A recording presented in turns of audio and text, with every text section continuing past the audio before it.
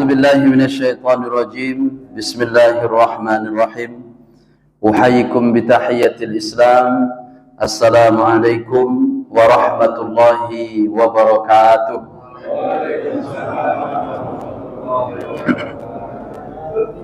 الحمد لله الذي أنزل سكينة في قلوب المؤمنين ليزدادوا إيمانا مع إيمانهم. أشهد أن لا إله إلا الله وحده لا شريك له وأشهد أن محمدا عبده ورسوله لا نبي بعده. اللهم صل وسلم على سيدنا محمد وعلى آله ومن تبعهم بإحسان إلى يوم القيامة. Hadirin jamaah salat maghrib yang insya Allah senantiasa dirahmati, senantiasa diberkahi, dan senantiasa diberikan maghfirah, ampunan oleh Allah Subhanahu wa Ta'ala. Amin Allahumma amin. Sore hari ini jamaah sekalian, kita akan melanjutkan kajian fikih kita, dan sekarang kita masuk ke bab mengqadha salat. Nah, itu jamaah sekalian. Qadha itu artinya mengganti. Apakah setiap orang yang meninggalkan sholat, baik dengan sengaja ataupun tidak dengan sengaja, dia wajib mengqadha sholat atau seperti apa? Ganti sholat. Terus kalau misalnya diwajibkan mengqadha, bagaimana cara mengqadhanya? Kalau tidak diwajibkan, selesai. Terus bagaimana juga kewajibannya kalau misalnya tidak diwajibkan qadha? Dulu waktu SMA banyak ninggalin sholat. Dulu waktu masih bujang sering lalai, jalan sana jalan sini, lupa sholat zuhur, ninggalin sholat asar, ninggalin sholat subuh. Setelah ikut kajian di Al-Muhajirin, sadar ternyata dosa besar meninggalkan sholat. Terus bagaimana jalan taubatnya? Nah, misalnya begitu jamaah sekalian. Apakah dia harus mengganti setiap sambil mengingat sholat-sholat yang dia tinggalkan dulu? Selama masa SMA 3 tahun misalnya, apakah dia harus menggantinya selama 3 tahun terus menerus? Dulu subuh tidak pernah dilakukan. Apakah dia mesti sholat subuh? Sebelum subuh datang waktunya dia subuh dulu qadha, atau seperti apa? Atau setelah sholat subuh dia sholat kemudian qadha dan lain sebagainya. Nah, maka jamaah sekalian, inilah bab yang akan kita bahas di kesempatan sore menjelang malam ini. Pertama jamaah sekalian, oleh Allah Subhanahu wa Ta'ala, para ulama itu sependapat, ulama-ulama sependapat mereka, ittifaq bainahum. Jadi ada kesepakatan di antara mereka bahwa mengqadha salat, ini mengqadha salat bagi siapa? Mengqadha salat wajib maksudnya.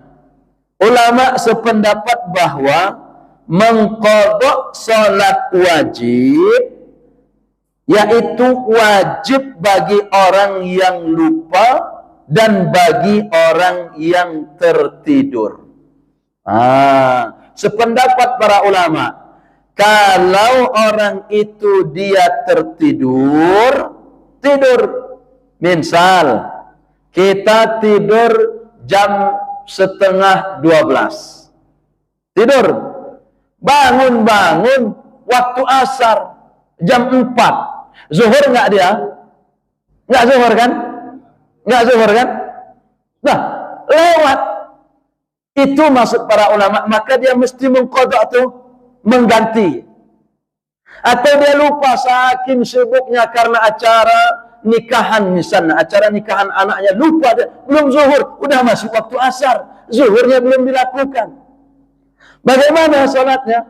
Maka sependapat para ulama, kalau untuk orang yang lupa dan orang yang tertidur, wajib mengqadha salatnya. Nah, yang jadi ikhtilaf itu jamaah sekalian, yang jadi perbedaan ulama itu kalau meninggalkan sholat dengan sengaja. Itu yang berbeda pendapat. Tapi kalau terlupa dan tertidur, wajib qadha. Oh, belum zuhur saya Ustaz. Gimana nih? Zuhur dulu, baru asar. Sesuai urutan. Sama kayak jamak takhir itu, maka disunahkan dulu sesuai urutannya. Itu jamaah sekalian. Apa ini kok 2 kali 4 rakaat ternyata zuhurnya belum? Qadha. Walaupun di waktu asar. Mengganti sholat zuhur terlewat Ustaz tadi seketiduran. Qadha dia. Habis itu baru dia melakukan sholat asar. Itu jamaah sekalian. Mana dalilnya bahwa orang-orang yang lupa atau tertidur itu wajib mengqadha salatnya sebagaimana kata Rasulullah sallallahu alaihi wasallam, innahu, kata beliau, laisa fin naumi tafritun innamat tafrit fil yaqazati fa idza nasiya ahadukum salatan aw nama anha falyusalliha idza dzakaraha, kata beliau. Tidur itu bukan kelalaian, kata Nabi. Jadi kalau tertidur itu tidak dihitung kelalaian, ketiduran kita. Gitu. Sesungguhnya, kata beliau, kelalaian itu terjadi saat terjaga, alias tidak dalam keadaan tidur. Tadi ninggalin biasa. Oh, sengaja dia ninggalin. Berarti itu bukan termasuk sebuah kelalaian. Tapi kalau tidur jamaah sekalian, bukan sebuah bentuk kelalaian.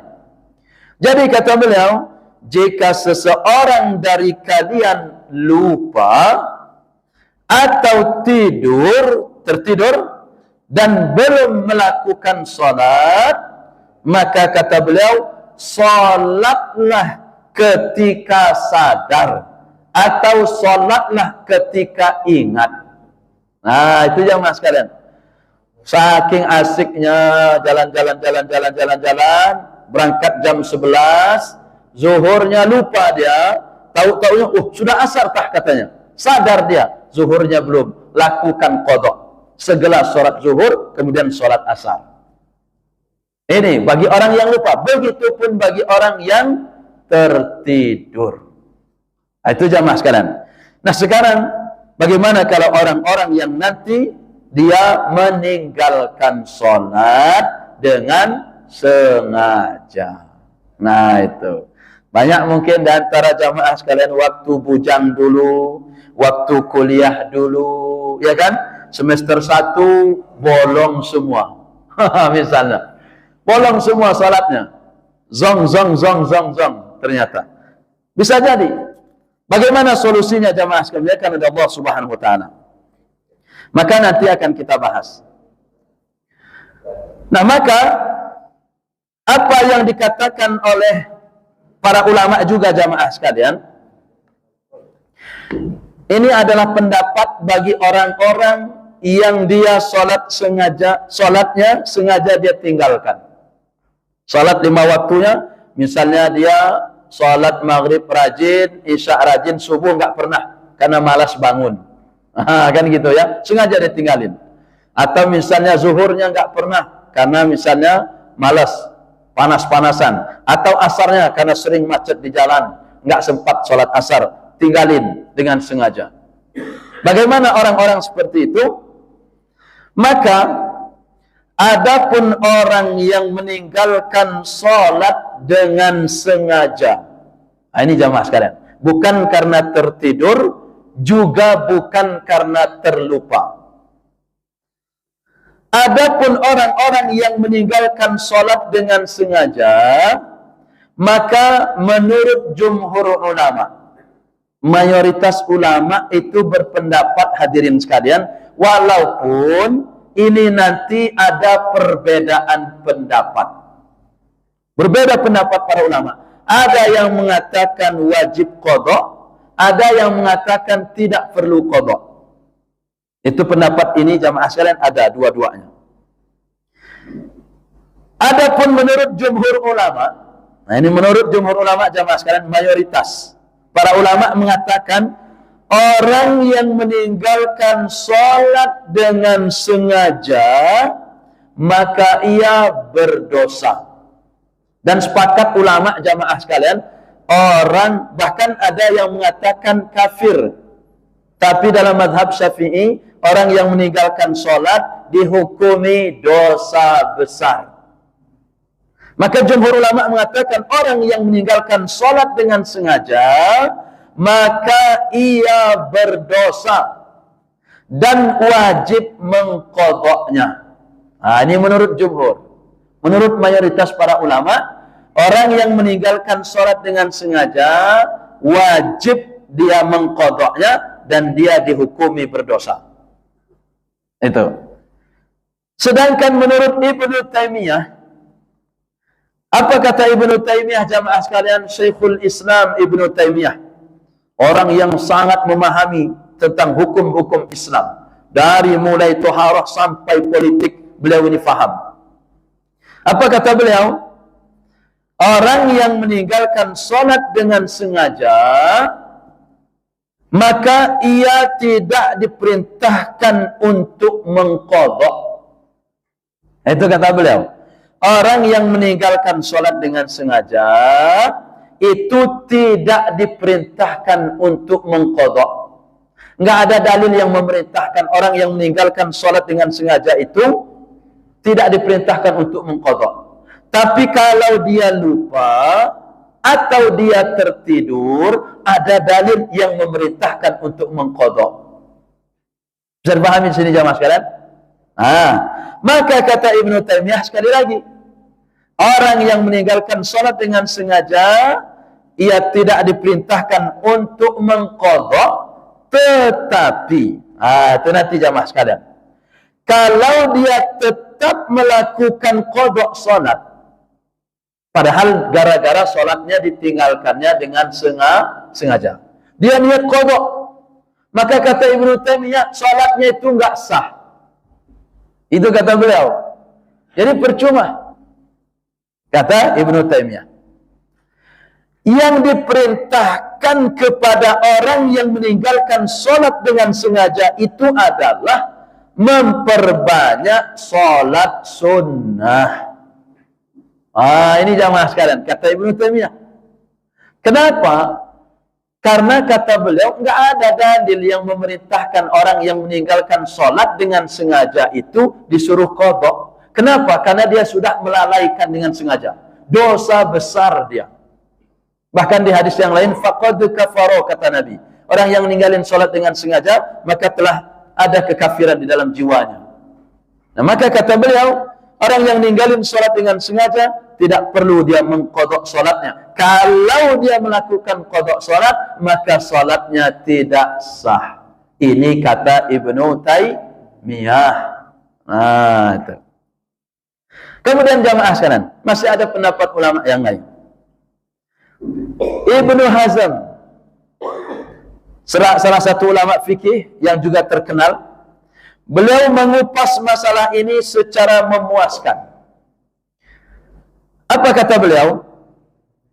Adapun orang yang meninggalkan sholat dengan sengaja hingga waktu sholat habis, maka ia tidak akan mampu menebusnya.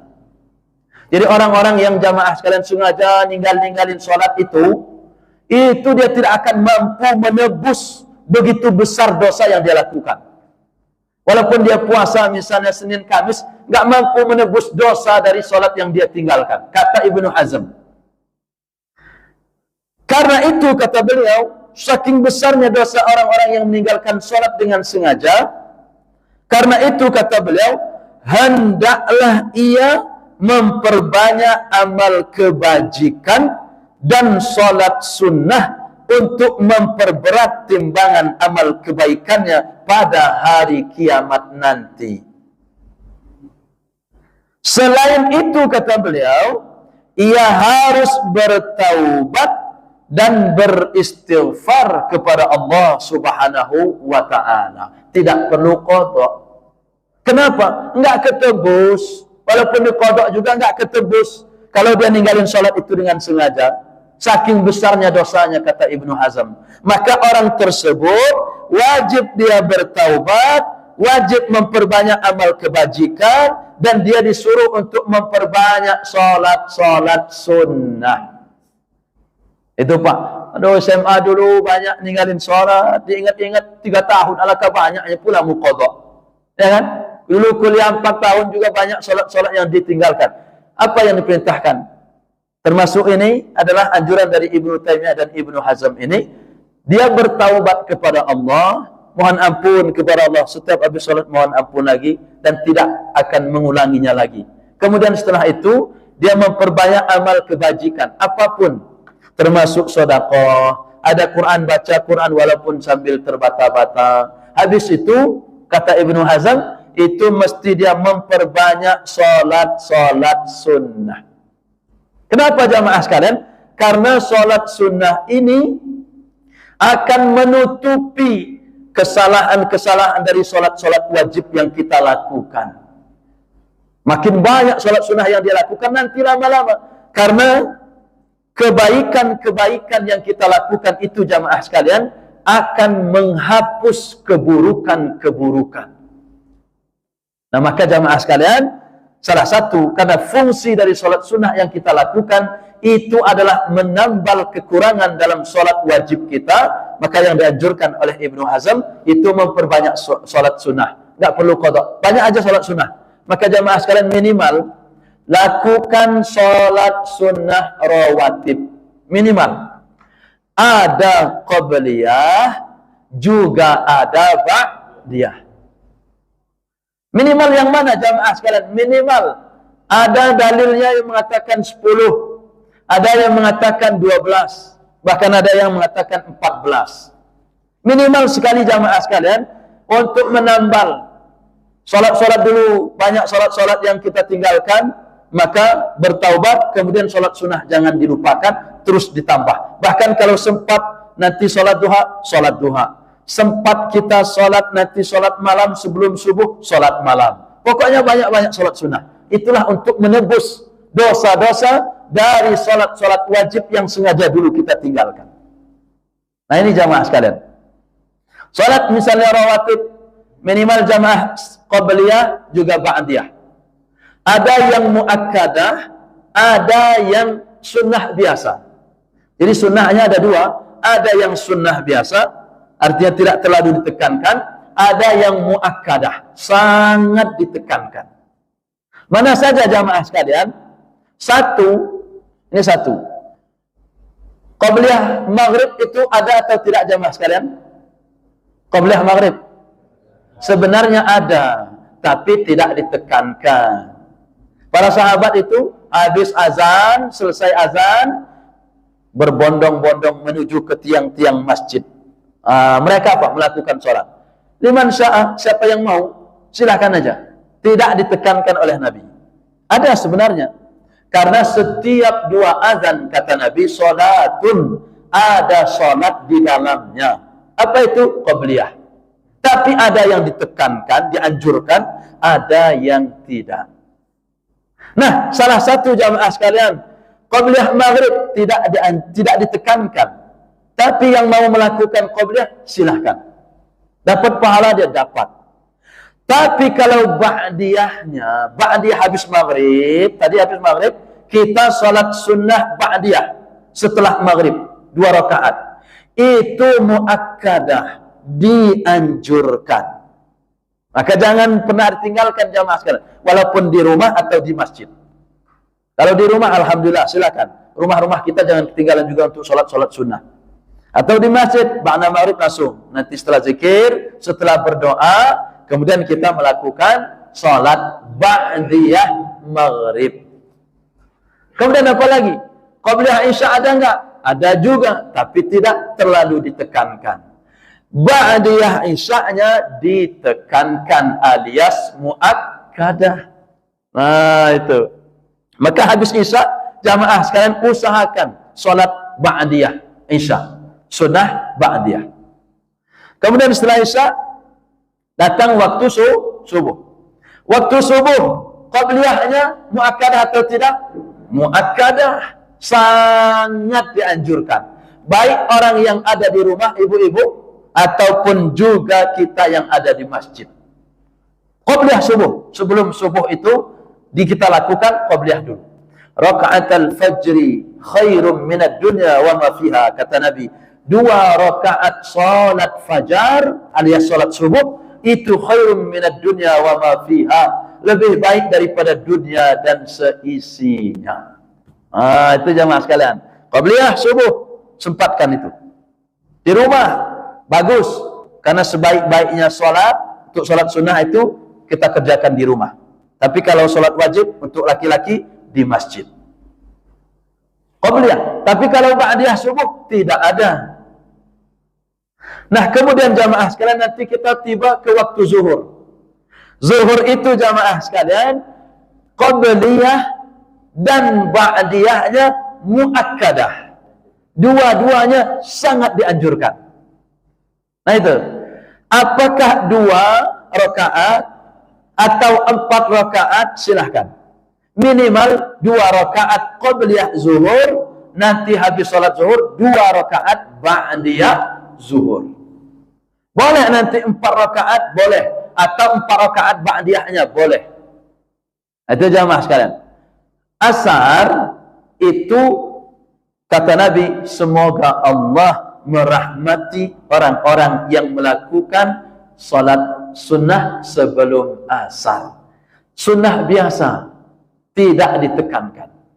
Nah, maka jamaah sekalian oleh Allah Subhanahu wa taala, inilah salah satu salat-salat sunnah yang minimal harus kita lakukan untuk menambal salat-salat kita yang rusak atau salat-salat wajib yang pernah kita tinggalkan dulu di waktu mungkin masih muda dan lain sebagainya. Banyakin salat-salat sunnah. Ada salat duha nanti minimal 2 rakaat. Ada nanti salat malam atau salat witir 3 rakaat sebelum tidur. Lakukan. Itu adalah salah satu cara kita menambal keburukan-keburukan terhadap salat yang dulu pernah kita tinggalkan. Nah, ini yang pertama jamaah sekalian. Yang kedua, bahasan yang kedua jamaah sekalian dimuliakan oleh Allah Subhanahu wa taala, salat bagi orang yang sakit. Bagi orang yang sakit. Orang yang sakit itu seperti apa? Barang siapa yang berhalangan karena sakit atau yang lainnya hingga tidak bisa sholat dengan berdiri. Jamaah sekalian, sholatnya nggak bisa berdiri, maka solusinya boleh dia mengerjakannya dengan duduk. Jika tidak mampu duduk, baik duduk di atas kursi ataupun duduk di bawah, dia tidak mampu, maka ia boleh melakukannya dengan berbaring. Berbaring dia, tiduran. Rukuk dan sujudnya cukup dengan isyarat kepala kalau berbaring itu. Nah, itu cukup dengan isyarat kepala. Dan sujudnya lebih rendah dibandingkan rukuknya. Sebagaimana kata Allah Subhanahu wa taala, ingatlah Allah dalam keadaan berdiri, duduk dan berbaring. Maka jamaah sekalian oleh Allah Subhanahu wa taala, sebaik-baiknya salat itu sebenarnya kalau kita sehat itu dengan berdiri. Tapi kalau tidak mampu berdiri jamaah sekalian, maka dengan duduk. Kalau tidak mampu dengan duduk, maka dengan berbaring. Kalau tidak mampu lagi dia berbaring, udah nggak bisa gerak-gerakin kepala, maka boleh menggunakan isyarat. Asal masih sadar aja dia. Matanya berkedip, berkedip-kedip matanya, membayangkan gerakan-gerakan sholat. Itu kenapa jamaah sekalian? Karena sakingnya pentingnya sholat untuk kita lakukan. Kalau tidak mampu berdiri, maka duduk. Tidak mampu duduk, berbaring. Kalau tidak mampu berbaring, boleh dengan isyarat. Saking pentingnya, karena sholat merupakan ibadah yang pertama kali akan dihisab oleh Allah Subhanahu wa ta'ala. Apa kata beliau? Salli qa'iman, kata Nabi. salatlah dengan berdiri. Fa illam tastati faqa'idan, jika tidak bisa dengan berdiri maka salatlah dengan duduk, kata beliau. Fa illam tastati fa'ala janbika, jika tidak mampu dengan duduk maka dengan berbaring miring. Nah, ini jamaah sekalian dalil bahwa orang-orang yang salat itu bisa dengan berbagai cara bagi orang-orang yang kalau seandainya dia mengalami sakit. Boleh berbaring begini jamaah sekalian, dan juga boleh dia fa in lam tastati, kata Nabi, fa mustalqiyan, maka dia boleh dengan telentang. Telentang gini jamaah sekalian. Dia boleh telentang. Caranya kalau telentang, kakinya yang menghadap kiblat, kakinya. Kalau ke sana kiblat berarti kakinya hadap sana. Allahu akbar. Nah gitu. Rukuknya gini. Nanti sujudnya lebih rendah lagi daripada rukuknya. Nah gitu saja. Terus nanti duduk antara dua sujudnya gini. Nanti berdiri lagi, luruskan aja. Begitu orang yang sholat dengan dalam keadaan sakit. Atau boleh berbaring menghadap kiblat, baring ke sana kita. Allahu akbar, gitu. Boleh. Atau kita kakinya yang telentang, mustalqiyan. Kaki kita menghadap ke sana. Takbir kita. Nah, itu juga bisa jamaah sekalian bagi orang-orang yang mengalami sakit dan lain sebagainya. Sebagaimana jamaah sekalian oleh Allah Subhanahu wa taala, Jabir pernah menceritakan Nabi SAW pernah menjenguk orang sakit. Maka saat Nabi datang, orang itu sedang sholat di atas bantal. Maka Nabi SAW menyingkirkan bantal itu, kemudian beliau bersabda, "Salli 'alal ardi in istata'ta wa illa fa'umi ima'an waj'al sujudaka akhfadha min ruku'ika," kata beliau. Ada orang yang sholat di atas bantal, maka Nabi menyingkirkan bantalnya, kata beliau, sholatlah di lantai, jika tidak bisa sholatlah dengan isyarat, kata beliau, dan jadikan isyarat sujudmu lebih rendah dibandingkan dengan rukuknya. Nah, ini jamaah sekalian, salah satu cara bagi orang-orang yang mengalami sakit tatkala ingin melakukan sholat. Wallahu a'lam bishawab jamaah sekalian, karena waktu begitu cepat dan kita biasanya sangat kekurangan untuk tanya jawab. Maka saya berikan kesempatan untuk tanya jawab terlebih dahulu. Ini hanya sebagai pengantarnya. Wallahu a'lam bishawab. Persilakan jamaah sekalian. Sambil saya minum dulu.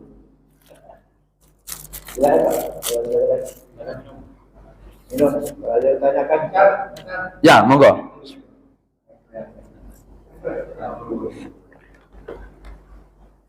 Kalau sholat qadha tidak, sholat qadha itu antara zuhur sama asar. Dia mau qadha mana? Qadha zuhur atau asar? Itu kalau waktu asar yang dilakukan asar dulu apa dulu? Oke. Itu jamaah tadi, ini rombongan jamaah gitu. Qadha ini bukan jamak ya? Jamaah lain. Ya. Dia ini zuhur belum dilakukan. Dia ini mau qadha. Zuhurnya lewat, sekarang udah masuk asar. Begitu kan? Ya. Dan orang-orang juga sudah pada bubar mengerjakan sholat asar. Mana yang duluan dilakukan? Apakah, padahal ini di waktu asar kan? Ya kan? Apakah zuhur dahulu atau asar? Begitu ya? Baru nanti melakukan sholat zuhur. Maka jamaah sekalian, ini mirip seperti orang yang jamak takhir. Jamak takhir itu dianjurkan tetap sesuai dengan urutan. Dia sholat zuhur di waktu asar. Ini waktu asar ini, zuhurnya belum. Maka dianjurkan dulu tetap zuhurnya dulu. Setelah itu bangun asar. Sama dengan orang yang qadha tadi, dia ini belum zuhur. Asar udah masuk, bahkan orang-orang sudah selesai semua. Sholat zuhur terlebih dahulu. Baru setelah itu dia sholat asar. Berapa rakaat? 4. Nah, itu 4. Normal. Jadi begitu jamaah sekalian, tetap sesuai urutan. Kecuali misal kalau ada orang-orang yang jamaah sekalian, mungkin pas dia bangun, loh, orang lagi pada sholat asar. dia boleh ikut asar terlebih dahulu. Allah, dia ingat, padahal dia ingat, ini saya sebenarnya belum zuhur ini, nggak apa-apa, ikut asar dulu. Setelah itu baru nanti dia bangun melakukan sholat zuhur. Nah, begitu jamaah sekarang. Sama jamak pun begitu. Nah itu. Wallahu a'lam bishawab. Oke, silakan yang lain. Ya, Wak.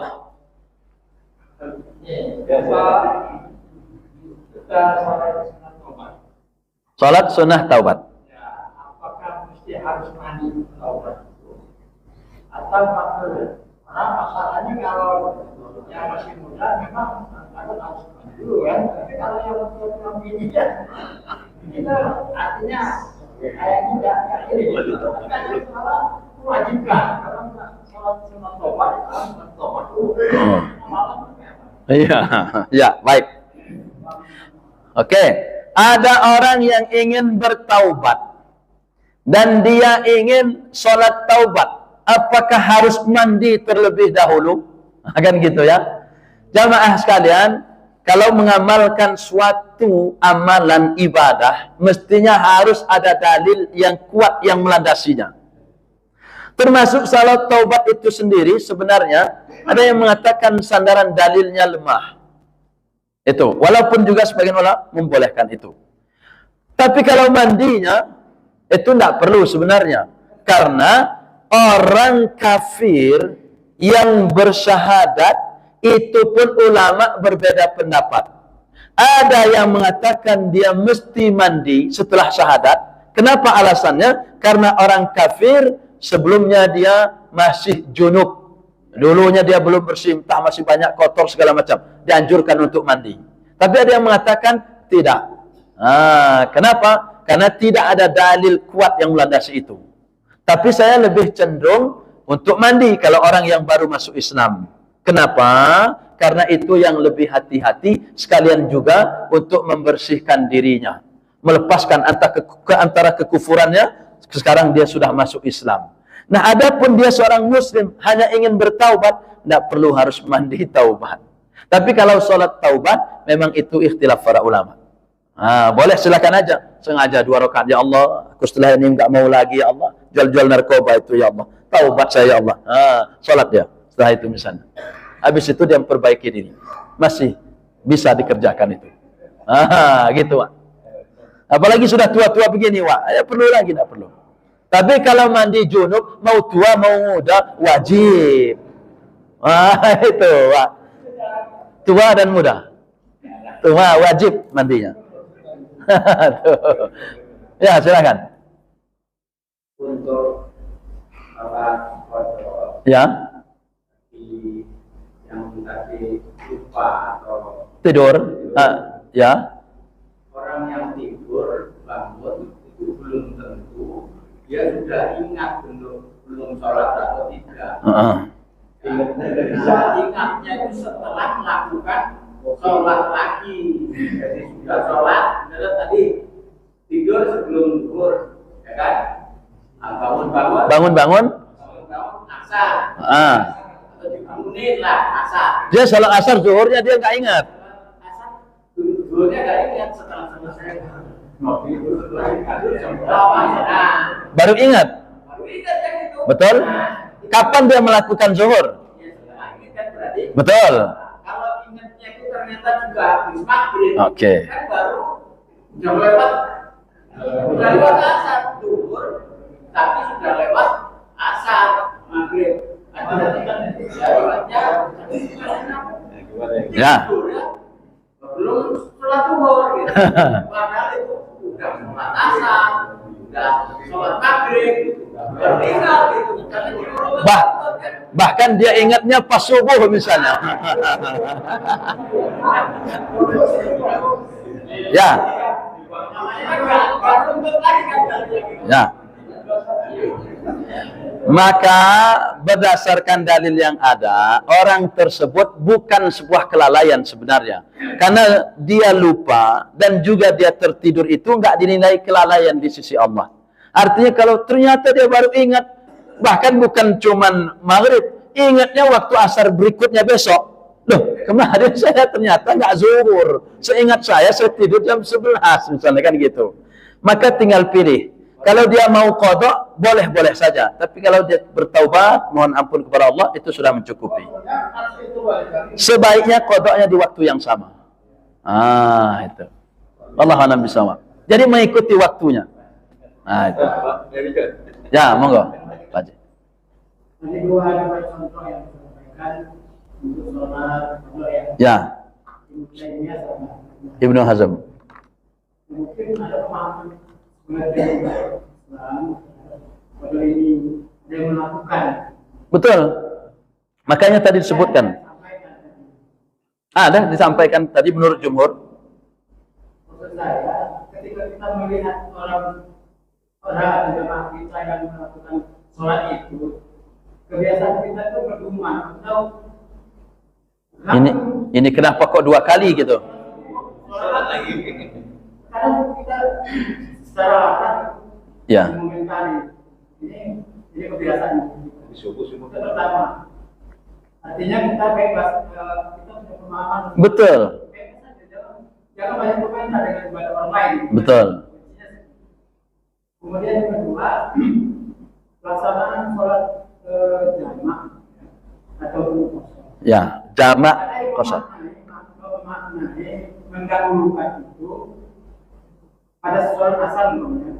Karena yang dahulu sholat asar atau sholat zuhur, bukan komentarnya sholat zuhurnya. Berarti waktunya pada saat itu adalah sholat asar. Jadi dia mendahulukan sholat asar atau sholat zuhur. Jadi ada yang memaknai seperti itu, orang menjamak atau mengkodok sholat itu, sholat pada sholat asar atau jamak akhir, sholat asar dulu, sholat zuhur. Jadi ada pemahaman seperti itu. Gimana? Ya. Yang pertama jamaah sekalian, tentang orang-orang yang mungkin dia sering bergumam. Ini orang kok habis sholat zuhur, sholat lagi 4 rakaat. Ini ngapain orang ini kan?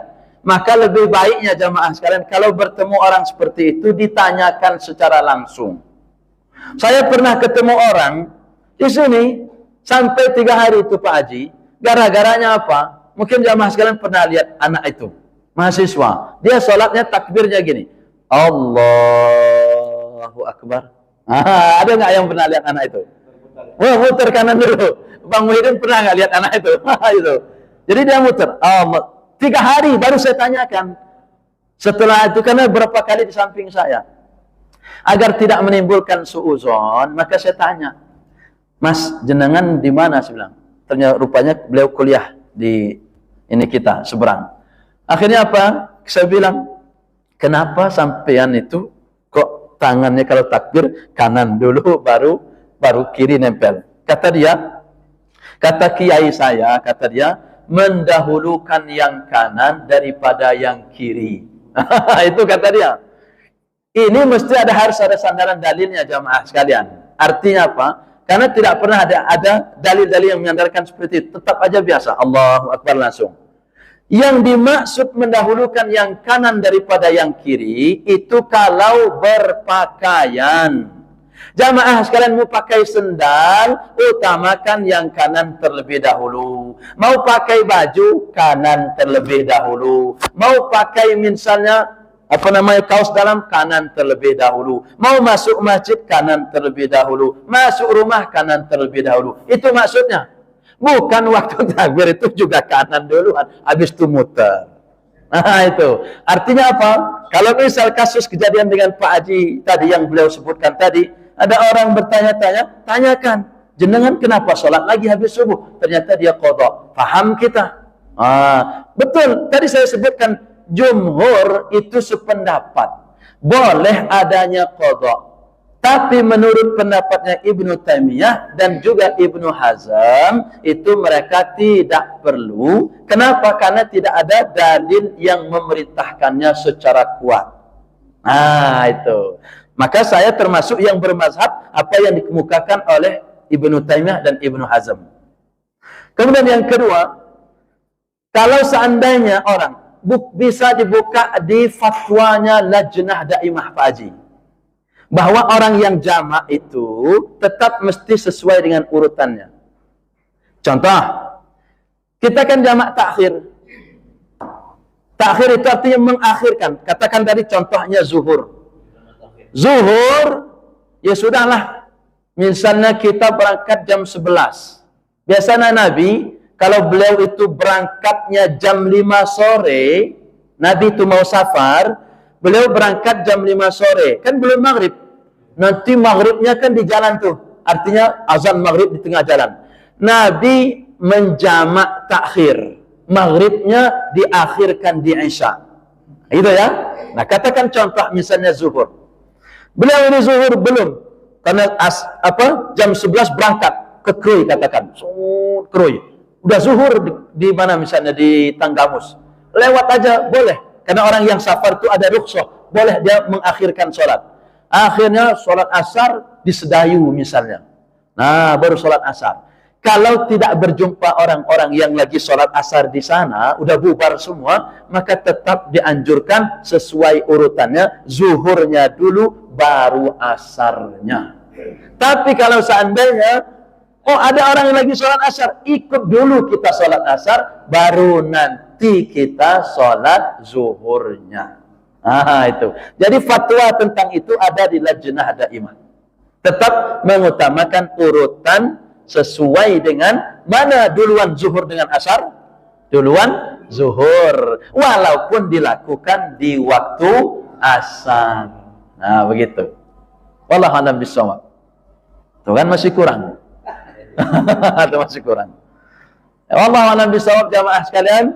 Terima kasih atas segala perhatiannya. Semoga bermanfaat dan kepada Allah kita mohon ampun. Billahi taufiq wal hidayah. Wassalamualaikum warahmatullahi wabarakatuh. Waalaikumsalam warahmatullahi wabarakatuh.